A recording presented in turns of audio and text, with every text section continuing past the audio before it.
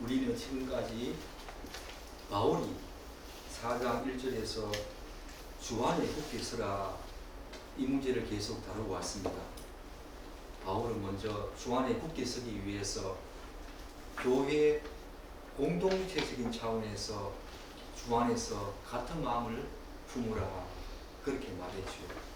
그리고 개인적인 차원에서는 주 안에서 기뻐하라 그렇게 말했고, 대인관계적인 차원에서는 서로 주 안에서 관용하라 그렇게 말했습니다. 그리고 우리가 염려와 관련된 문제, 환경을 어떻게 다루어야 하는가 그런 차원에서 염려를 중단하라 이렇게 바울이 말하는 모습을 계속 살펴보았습니다. 지난주까지는 이 내용 가운데에서 주 안에 굳게 서기 위해서 염려를 중단해야 하는데, 환경적인 차원과 관련해서 우리에게 수많은 염려를 일으키는 그 내용들, 그 근심들의 주 내용을 우리가 중단해야 된다라고 말하면서 바울이 두 가지 대안으로 제시한 게 뭡니까? 바로 기도와 간구다. 염려 대신에 하나님께 감사함으로 기도하고 간구해라 라고 이야기를 했습니다. 왜 그렇습니까? 성도가 하나님께 기도와 간구를 드릴 때에, 오늘 7절 말씀 보면은 우리 지난주에 살폈지요. 그리하면 모든 지각에 뛰어난 하나님의 평강이 그리스도 예수 안에서 너희 마음과 생각을 지키기 때문이다. 그렇기 때문에 염려 대신에 오히려 기도와 간구를 해라. 그렇게 바울은 우리에게 권면하고 있습니다. 이렇게 중요한 하나님의 평강, 여러분들은 주 예수 안에서 평강 누리고 있습니까? 평강은 바울 서신을 한번 보십시오. 평강은 바울 서신의 서두 혹은 말미에 항상 바울이 뭐라고 말합니까?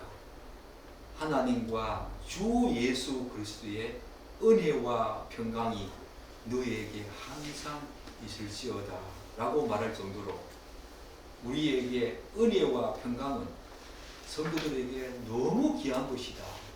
사도 바울이 서신서마다 서두에 혹은 말미에 이 말을 반복할 정도로 은혜와 하나님의 평강은 우리에게 꼭 있어야 하는 그리스도인의 특권이고 삶의 복락이지요.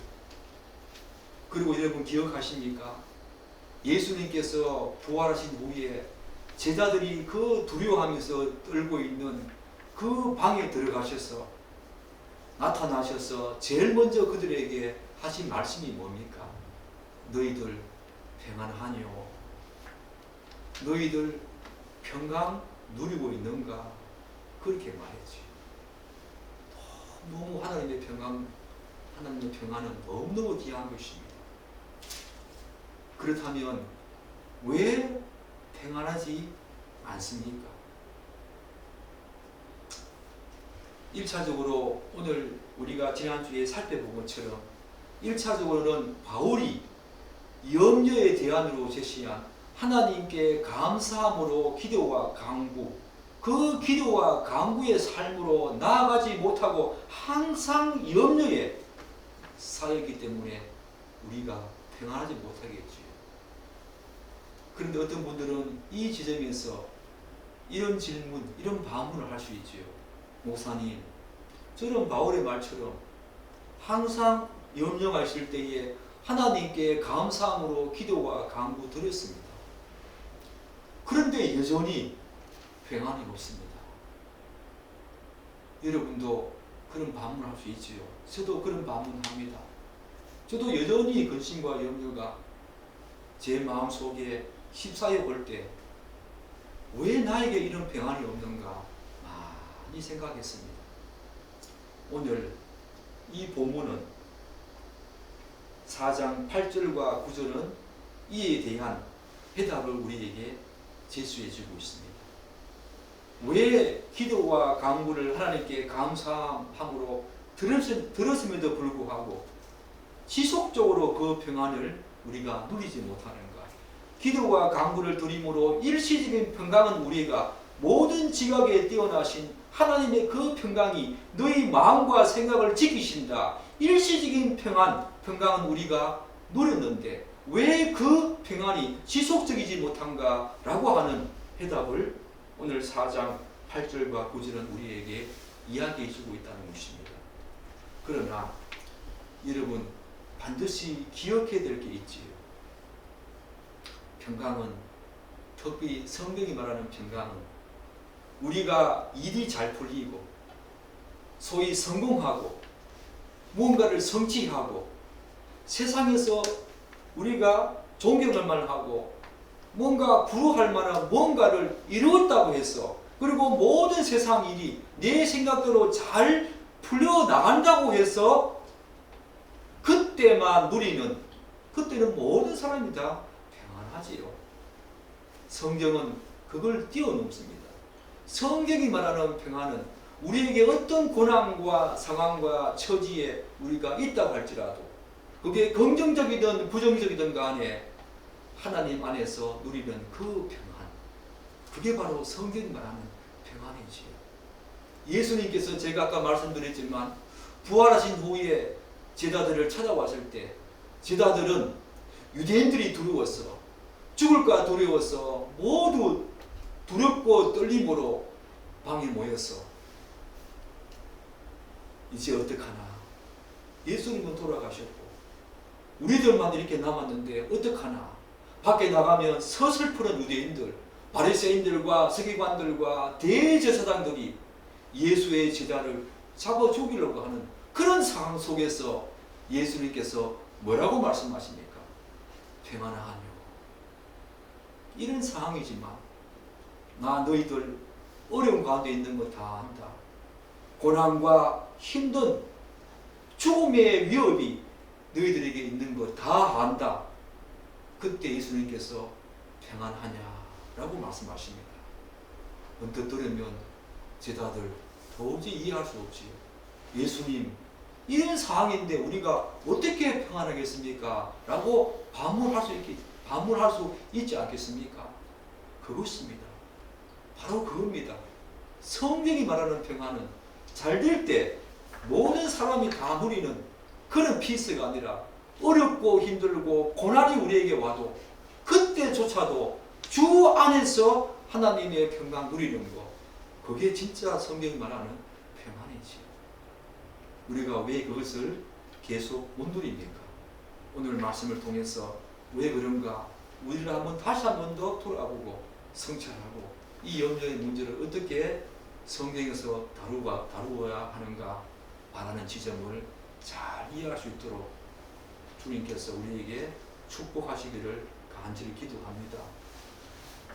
사랑하는 여러분, 오늘 한번 보십시오. 7절 한번 보십시오. 우리가 지난주에 말미에 조금 덜한 부분이 있어서 그리하면 모든 일에 기도와 간구로 하나님께 감사함으로 기도하면 모든 지각에 뛰어난 하나님의 평강이 그리스도 예수 안에서 너희 마음과 생각을 지키시기 때문에 고난과 어려운 환경과 처지에 놓이다더라도 우리는 하나님 안에서 주 예수 안에서 평안할 수 있지요.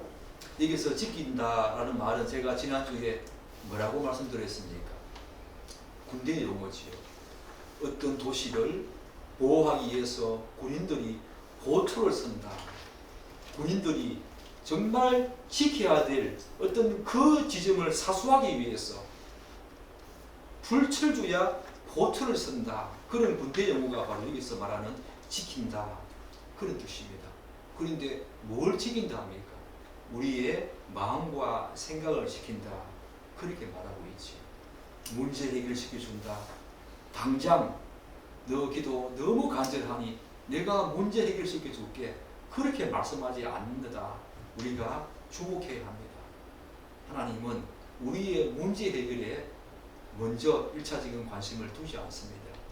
염려를 일으키게 하는 그 염려로부터 벗어나는 것, 하나님의 평강이 우리에게 먼저 찾아오는 것, 그걸 누리는 것을 하나님께서는 먼저 우리에게 원하시고 계시고 우리도 그걸 알아야 한다는 것입니다.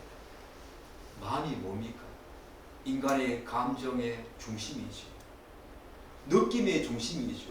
생각과 도덕적인 선택과 판단을 하게 하는 원천이 바로 마음입니다. 행동을 하도록 하는 추진력이 바로 마음입니다. 그렇게 보니까 마음은 지정의, 전인과 관련되지요. 생각은 정신이지요. 그래서 오늘 본문의 마음과 생각, 이것은 인간의 모든 내적 존재 전체를 의미합니다. 마음과 생각을 지킨다 이 말은 인간을 구성하고 있는 모든 내적 전체를 의미한다. 그렇기 때문에 하나님께서 마음과 생각을 지킨다 이 말은 소극적으로는 군인들이 경계 근무를 하면서 보초를 서듯이 인간의 내적 존재 전체 그 중심부에 하나님께서 우리의 파수꾼으로 서셔서 주둔하셔서 우리의 생각과 근심을 일으키는 이 사단과 마귀의 권세, 우리의 욕심, 탐심, 이 세상의 영들, 온갖 적들로부터 우리의 생각과 우리의 마음을 지킨다. 점령당하지 않도록 우리의 도덕적인 선택과 판단에 있어서 우리의 생각에 있어서 우리의 감정의 중심에 있어서 우리가 어떤 행동을 하는 추진력을 우리가 제공하는 그 부분에 있어서 하나님의 평강이 우리를 지키신다. 그렇게 이야기하고 있는 것입니다. 사랑하는 여러분, 이게 가능합니까? 물밀듯이 계속 밀려오는 그 염려와 근심 앞에서 이런 평강 누린다. 가능합니까? 그리스도인은 가능합니다. 주 예수 안에서 하나님이 주시는 그 지키시는 평강, 그것 때문에 가능합니다. 어떻게 비유할까요? 지금 태풍이 계속 오고 있다는데 다행히 우리나라에는 지금까지 큰 피해 없지만 앞으로 또 닥칠 여러 가지 태풍들 우리가 보게 되겠지요. 파도를 보십시오. 태풍이 일어나는 파도를 보십시오. 정말로 모든 것을 삼킬 것 같은 그런 어마어마한 폭풍우, 바람과 함께 정말 모든 것을 삼킬 것 같은 그런 폭풍우가 몰아치는 그 속에서 심해 저 바다에서 그것을 전혀 감지하지 못하고 유유히 유영하는 물고기들을 한번 보십시오. 위에는 상상할 수 없는 정말 어마어마한 배까지 다 넘어뜨릴 만큼 엄청난 파고가 칩니다. 폭풍과 칩니다. 그러나 수십 미터, 수백 미터, 수천 미터 그 심해 바다에는 파고가 치든 폭풍과 내리치든 전혀 그것과 관련 없이 유유히 수영하며 노는 그런 바다 물고기들 우리가 보지 않습니까? 똑같은 겁니다. 가능합니다. 예수님께서 예수 안에서 하나님이 지키십니다. 하나님이 지키시면 가능하다는 것이죠. 여러분도 기도와 간구를 통해서 이런 하나님의 평강 누리지 않습니까? 누려야 합니다. 그리고 적극적으로는 하나님의 평강이 우리의 마음과 생각을 지킨다 이 말은 우리들로 하여금 하나님의 뜻을 알게 하시고 하나님이 원하시는 행동과 도덕적인 선택을 할 수 있도록 우리를 이끄신다 그런 뜻이지. 소극적으로 적극적으로 하나님의 평강이 우리를 지키신다. 그런 분이 바로 우리가 믿는 하나님이십니다. 물론 이 모든 것들은 어디에서 가능하다고 말합니까? 하나님의 평강이 그리스도 예수 안에서만 가능하다 그렇게 말합니다. 사실 우리는 이런 생각을 갖고 있지요. 여러분과 저도 마찬가지입니다. 예수 믿기 전에는 우리가 어떤 신들을 우리가 섬겼던 간에 지금 예수 믿는 사람들조차도 이런 경향이 많지요. 그게 뭡니까? 우리는 하나님께 더 간절히 그리고 더 강청하면은 하나님께서 우리의 기도를 더 들어주실 것이다. 그런 이미지를 갖고 있습니다. 그래서 지성이면 감천이다 그런 말을 하지 않습니까? 그렇지 않습니다. 기독교의 기도는 간구는 그런 것이 아닙니다. 하나님께서 나의 기도를 들어주시는 것은 그리스도 안에서 들어주시는 것이고 그리스도를 위해서 들어주시는 것입니다. 우리의 어떠한 열성과 강청과 노력과 행위 그것에 근거해서 하나님이 우리의 기도를 들어주시는 것이 아니라 오늘 본문의 말씀처럼 그리스도 예수 안에서 오직 예수 그리스도의 십자가 공로에 의해서 우리의 기도를 들어주신다. 그렇다고 해서 우리가 그러면 하나님께 기도할 때에 강청하지 않아도 되겠네. 눈물 콧물 다 흘리면서 그렇게 애쓰지 않아도 되겠네. 그렇게 간절히 기도하지 않아도 되겠네. 그런 뜻이 아니지요. 그것이 분명히 필요합니다. 그렇지만 그것이 하나님께서 우리의 기도와 간구에 응답하시는 이유는 아니라는 것입니다. 우리의 기도와 간구를 들어주시는 것은 그 근거는 예수 그리스도 그분 때문입니다.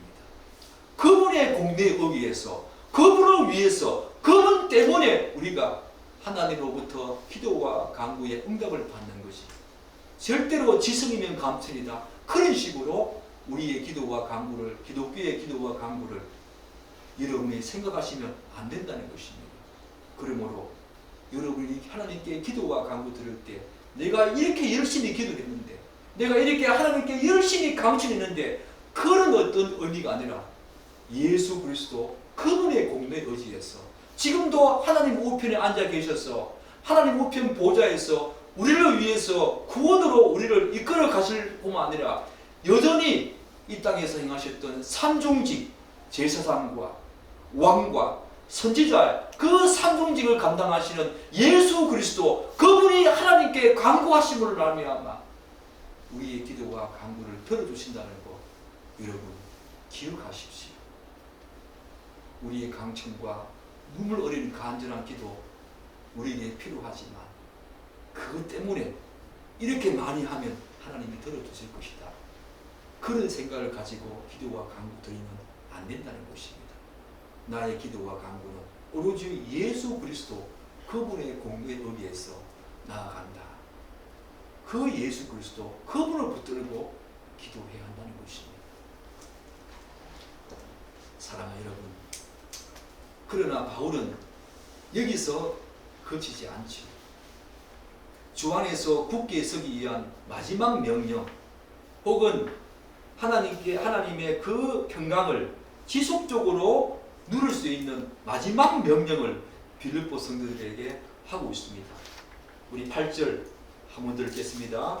끝으로 형제들아 무엇이든지 참되며 무엇이든지 경건하며 무엇이든지 옳으며 무엇이든지 정결하며 무엇이든지 사랑받을 만하며 무엇이든지 칭찬받을 만하며 무슨 덕이 있든지 무슨 기림이 있든지 이것들을 생각하라. 9절도요. 너희는 내게 배우고 받고 듣고 본바를 행하라. 그리하면 평강의 하나님이 너희와 함께 계시리라.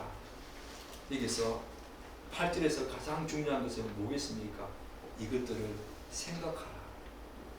9절에서는 행하라. 바로 주 안에서 4장 1절에서 바울이 말했던 나의 기쁨이요 멸류관인 살아난 자들아 이와 같이 주 안에 서라.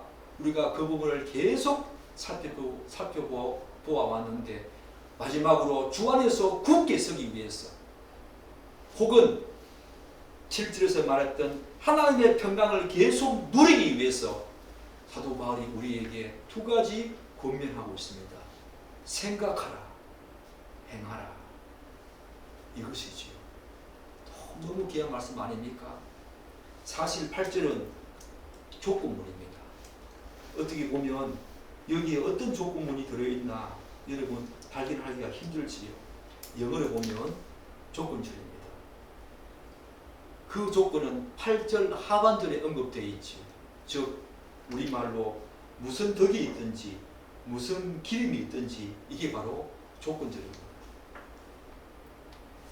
If anything, if anything 이렇게 말하고 있지요. If anything is excellent or praiseworthy, 어떤 탁월한 것이 있든지 혹은 칭찬받을 만한 것이 있든지 그런 뜻입니다. 그렇다면 조건문으로 말하고 있는 만약에 나의 형제들이 너희들에게 무슨 덕과 기름이 있다고 한다면 이런 조건절에서 덕과 기름은 무엇이겠습니까? 우리말로 번역된 excellent 그리고 praiseworthy 덕과 기름 무엇이겠습니까? 덕은 도덕적으로 탁월하고 선한 어떤 행동과 태도입니다. 기름은 보편적으로 사람들에게 칭찬을 받을 만한 행동과 태도이죠. 따라서 바울이 조건절을 통해서 빌립보 성도들에게 말하고 싶어하는 것은 너희들에게 이 세상에서 통용되는 도덕적인 윤리, 그 탁월함과 선함이 존재한다면 또한 다른 사람들로부터 칭찬을 받을 만한 선한 행동과 삶의 태도가 너희들 안에 존재한다면 이렇게 우리가 이해할 수 있겠죠. 따라서 바울이 본문에서 말하는 이 덕과 기름은 이 세상을 살아가는 그리스도인들이 어떻게 하는지 모든 삶의 태도와 행동, 특징을 포괄하는 그런 내용이라고 할 수 있지. 그럼에도 불구하고 바울은 그리스도인들이 주 안에서 굳게 서고 또 하나님의 평강을 계속 누리기 위해서는 세상 사람들이 칭찬할 만한 이 도덕적인 윤리적인 탁월함과 선함 그런 것들을 넘어서 8절 상반절에서 열거하는 이런 덕목들 그런 것들을 반드시 인식하고 계속해서 그것에 도달하려고 힘쓰고 생각하는 것이 있어야만 주 안에서 굳게 설 수 있고 하나님의 평강을 계속 누릴 수 있다고 말합니다. 생각하라. 생각한다는 말은 숙고하고 평가하고 명상해보고 깊이 고찰해보는 거지요. 사랑하는 여러분, 여러분의 말과 행동, 저의 말과 행동은 진공 상태에서 발화되는 것이 아닙니다. 즉 순간적인 어떤 즉흥적인 반응으로 나타나는 것이 아니라는 것입니다. 그런 것도 일부 있지만 대부분의 인간의 말과 행동은 그가 평상시에 주로 어떤 것을 생각했는가, 어떤 것을 듣고 생각하고 있었는가에 의해서 결정되는 경우가 많지요. 여러분의 행동과 말을 한번 보십시오. 즉흥적으로 나타나는 것도 일부 있지만 대부분이 여러분이 평상시에 무슨 생각을 하고 있었는지, 여러분의 생각 속에 무엇으로 가득 차 있었는지 그런 것들이 자연스럽게 우리의 말과 행동으로 표현되고 나타나지 않습니까? 사랑하는 여러분, 지금 바울이 경계하고 있는 부분이 바로 그 지점입니다. 즉 지금 바울은 7절에서 기도와 간구로 하나님의 평강을 얻은 빌립보 성도들에게 이제 주 안에서 더 굳게 서고 그 평강을 지속적으로 누리기 위해서는 항상 너희들의 마음속에 생각할 것이 있다. 그것으로 가득 채워서 생각할 것이 있다. 그렇게 우리에게 권면하고 있는 것입니다. 하나님의 평강, 허락하신 그 평강, 성도들이 기도와 간구로 하나님의 평강을 얻었다면 그 평강에 이제 계속해서 우리의 마음속에, 생각 속에 계속 담아가지고 묵상하고 생각하고 고찰하고 계속 타져야 될 것이 있다. 그렇게 지금 사도 바울이 우리에게 이야기해주고 있는 것입니다. 그 평강에 뭘 채워서 생각해야 되는가? 그 생각들이 우리의 말과 행동으로 나타나기 때문에 바울이 뭐라고 말합니까? 무엇이든지 참되며 무엇이든지 겸손하며 무엇이든지 옳으며 무엇이든지 정결하며 무엇이든지 사랑받을 만하며 무엇이든지 칭찬받을 만하며 이런 것들을 생각하라는 것입니다. 이것들을 생각하라. 참되매가 뭡니까? 무엇이든지 whatever 네가 잘 되든지 못 되든지 어려움이 있든지 좋은 환경이 있든지 언제든지 무엇이든지 그렇게 하라는 것입니다. 우리가 어떤 조건을 달고 이 부분은 하나님 아버지 참될 수가 없잖아요. 이 부분에서는 정결할 수가 없잖아요. 그런 변명이 아니라 무엇이든지 우리의 상황과 처지에 아무 관련 없이 무엇이든지 참되게 하라. 이걸 생각하라. 참되다가 뭡니까? 우리의 생각과 말 그리고 행동을 포함한 삶의 모든 측면에서 참되라. 그렇게 말합니다. 영어로 그냥 보니까 추루하라. 우리의 말과 행동과 생각 그 모든 것을 포함해서 항상 추루하라. 참되라. 그렇게 말합니다. 무엇이든지 또 무엇이든지 경건해라. 이것은 굉장히 다양한 의미를 갖고 있더라고요. 그런데 요약하면 인간의 정신을 값사고 천박한 것으로부터 벗어나서 오히려 고상하고 장엄하며 선하고 도덕적인 가치 그것으로 가득 채워서 성화시켜라. 영어로 노블이더라고요. 노블. 사랑하는 여러분, 오늘 이 시대에는 얼마나 천박한 것이 난무하고 있습니까? 유튜브를 한번 보십시오. 우리의 생각을 지배하는 온갖 천박한 가치와 정신들이 난무하고 있습니다. 그런 것이 아니라 노블한 것으로 고상하고 장엄하고 도덕적으로 가치 있는 것으로 우리의 정신을 가득 채워라. 그게 바로 경건하며 그런 뜻입니다. 오르며 나와 다른 사람 개인과의 관계뿐만 아니라 하나님과의 관계성 속에서도 어려워라. 영어로 right. 바로 그런 올바른 관계를 다른 사람들과 또한 하나님과의 관계성 속에서 바로 올바른 관계를 계속 유지해라. right 하라. 그래서 인간과 하나님에 대한 의무와 책임을 다하라. 그런 뜻입니다. 오르며 정결하며 여기에는 육신적으로 죄로부터 자유로워라. 죄 짓지 말라는 것이에요. 한 걸음 더 나아가서 삶의 모든 영역에서 하나님을 위해서 모든 동기와 행위가 정결을 해라. 겉으로 드러나는 행동과 말뿐만 아니라 그 행동과 말의 동기조차도 정결하고 깨끗해라. 순결해라. 피워가라. 그 말이죠. 사랑받을 만하며 칭찬받을 만하며 비슷한 내용이지요.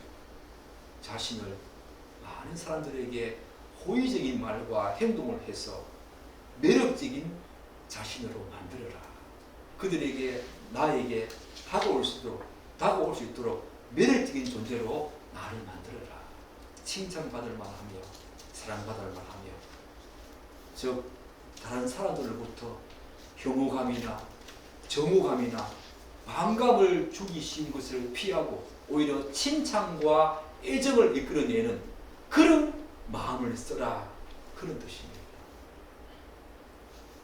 사랑하는 여러분, 여러분들은 이런 6가지 whatever 무엇이든지 이렇게 하라고 하는 이 바울의 내용 덕목들 여러분은 예수 믿은 후에 갖고 있습니까?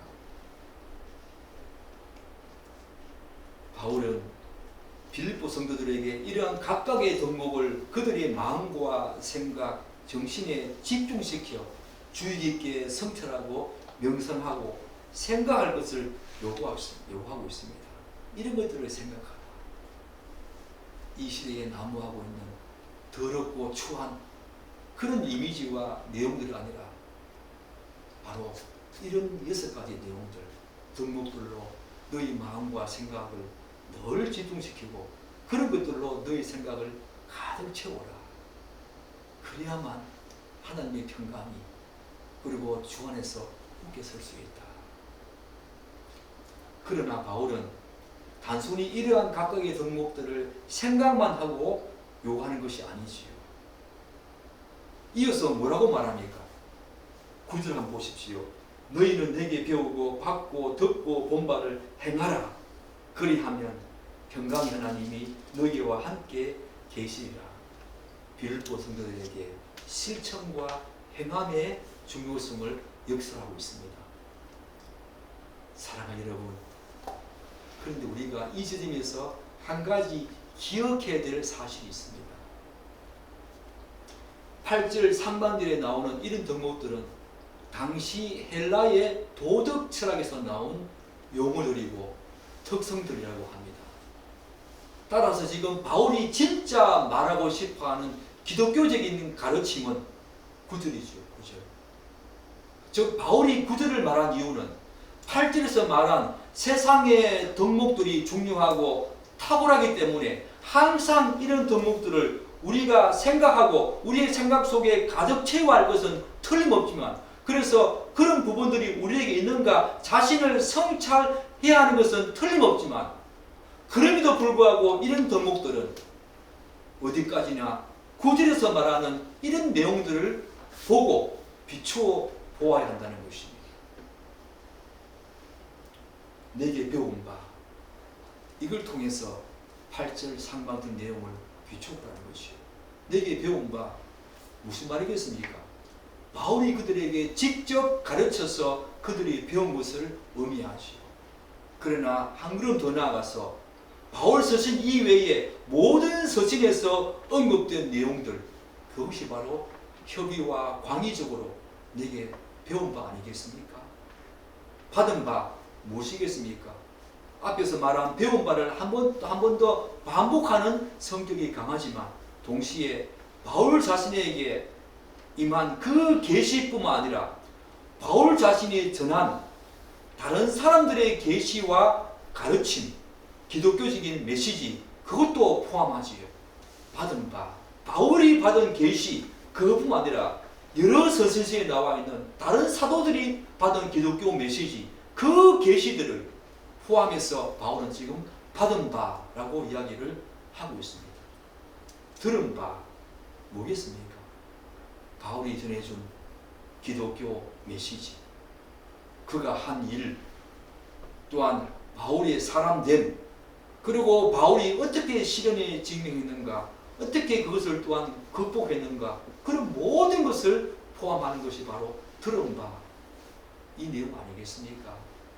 본 바, 바울이 그들에게 보인 신앙의 모습들이지.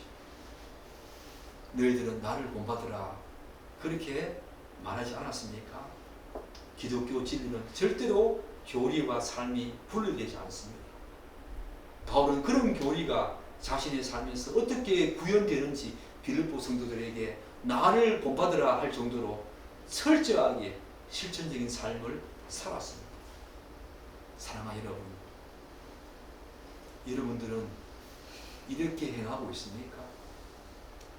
이 시대에 누가 그렇게 하더라, 누가 이런 말 하더라, 그런 것에 좌우되지 아니하고 오늘 바울이 배운 바, 받은 바, 들은 바, 본 바, 이것을 여러분들이 행하고 있냐고. 그저 그냥 행한다고 어떤 신앙 행위를, 종교 행위를 한다는 것이 중요한 것이 아니라 철저하게 바울이 말한 이런 부분들을 행하는가 우리는 돌아봐야 합니다. 왜냐하면 교회 안에 그렇지 못한 사람들이 너무 많기 때문입니다.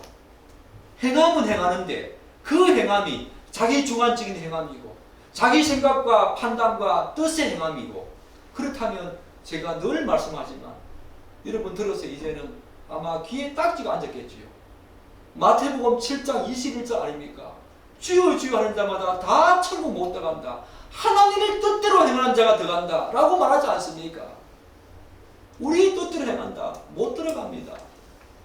바울이 지금 말하고 있는 이런 내용들을 행하라는 것이죠. 이게 바로 하나님의 뜻 아닙니까? 결론적으로 사도 바울은 빌립보 성도들이 주 안에서 굳게 서기 위해서 염려하는 대신 기도와 간구로 하나님께 먼저 나아가도록 말하고 있지요.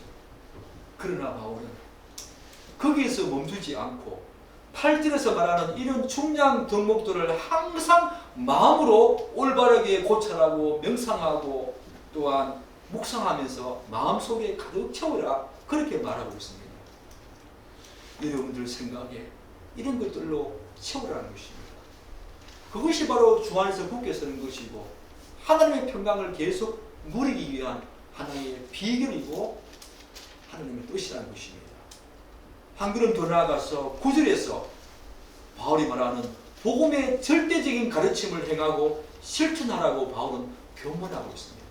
그럴 때에 평강의 하나님이 너희와 함께 계시리라. 우리에게 영혼의 안식이 지속적으로 있게 되어진다는 것입니다. 사랑하는 여러분, 마지막으로 제가 이 말씀을 하고 여러분과 함께 이 말씀을 한 번 더 고찰해 보고자 합니다. 제가 아까 기도하기 전에 말씀드렸지만 이 부분에 대해서 제가 많은 고민을 했습니다. 하나님, 열리지 않습니다. 풀리지 않습니다. 그래서 제가 서두에 기도할 때 제가 말씀드리지 않았습니까? 오늘 새벽에 꿈을 꾸었는데 하나님이 이렇게 말씀을 하시더라고요. 사랑하는 여러분, 기도와 간구 그리고 생각, 행함을 한번 자세히 들여다보십시오. 이 3박자를 기도와 간구는 우리의 전인이 작동합니다. 하나님을 알아야 기도할 수 있습니다.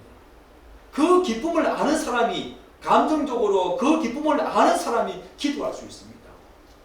그리고 기도라는 것은 반드시 행함이 필요하지요. 기도와 간구는 지식과 감정과 의지를 다 포함합니다. 전인이 여기에 다 연결되지요.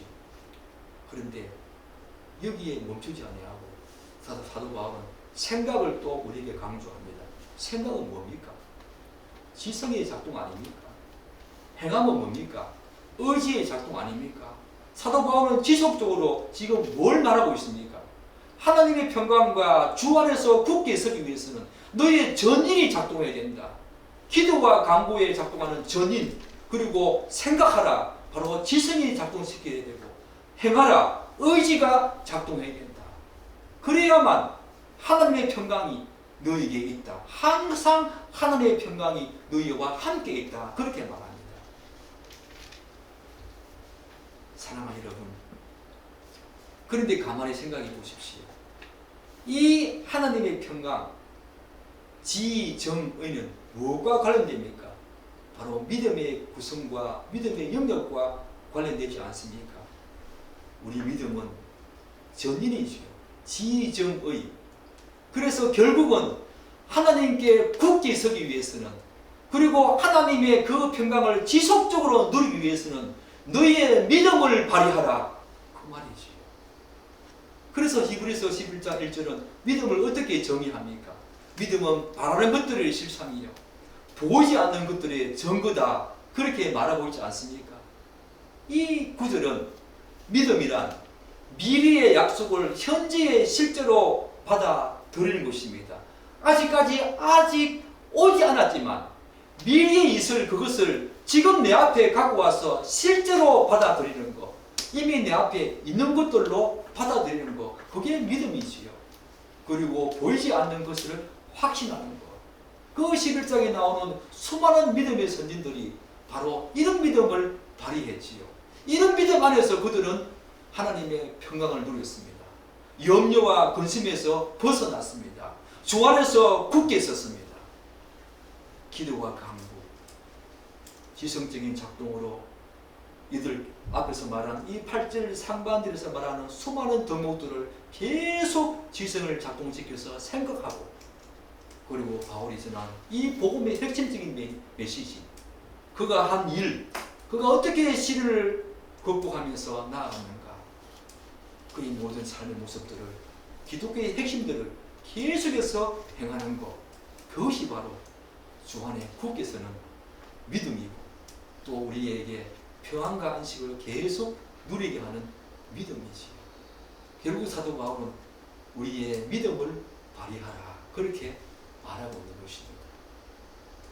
사랑하는 여러분, 여러분들은 이 믿음을 발휘하고 있습니까?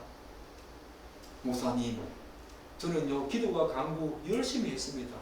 그런데 평안이 없네요. 이런 덕목들로 자신의 생각을 채우십시오. 그리고 삶으로 나아가십시오. 행함으로 나아가십시오. 그러면 기도와 간구를 통해서 찾아오는 그 일시적인 평강이 계속해서 여러분의 마음을 지키시고 여러분의 마음 그 중심을 하나님께서 함께 하셔서 평안이 지속될 것입니다. 여러분에게 이 평안의 비밀이 있기를 축복합니다. 놀라운 것입니다. 우리에게 이 평안은 선택이 아닙니다.